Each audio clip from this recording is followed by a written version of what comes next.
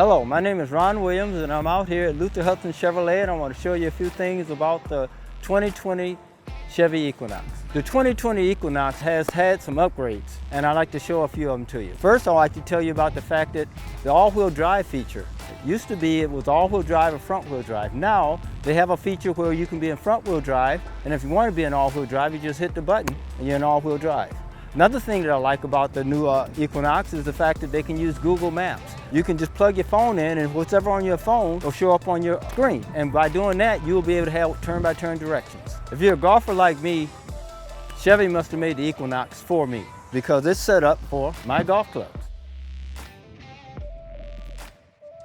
And the beauty of this is the fact that they have it set up where you can just, one step, take your clubs, stick it in, and you're in. And I love that feature. 2020 Equinox comes with two engines, the 1.5 and the 2.0 turbo. What I like about the 2.0 turbo is it rivals any 3.6 liter engine, and 1.5 will blow away any 2.5 liter engine. Thanks for watching.